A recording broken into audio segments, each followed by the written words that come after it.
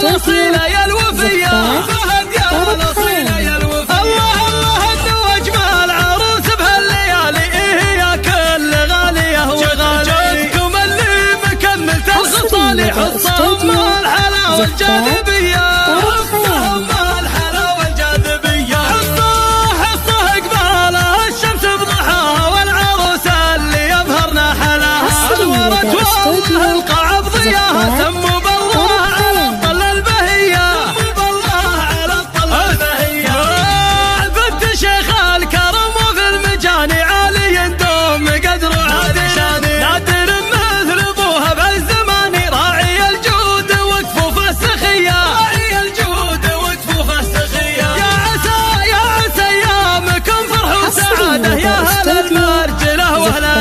يا عسى كل الغاية مراده يصل ويرتقي قمة عليا يصل ويرتقي قمة عليا.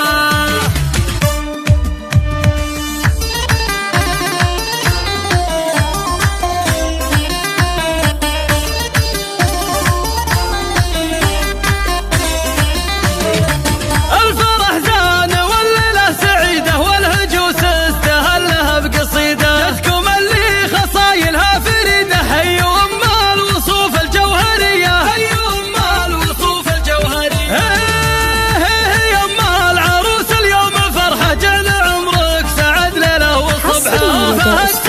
كتبها بمدحه العبي وافرحي يما البنيه العبي وافرحي يما البنيه العبي وافخري يما العطايا وافرحي يا مكملت المزايا يضحك بها الفرح والله هوايا ام فهد يا الاصيله يا الوفيه فهد يا الاصيله يا الوفيه. الله الله انه اجمل عروس بهالليالي يا كل غاليه وغالي جدكم اللي مكملت الخصال حصهم الحلا والجاذبية حصهم الحلا والجاذبية حصه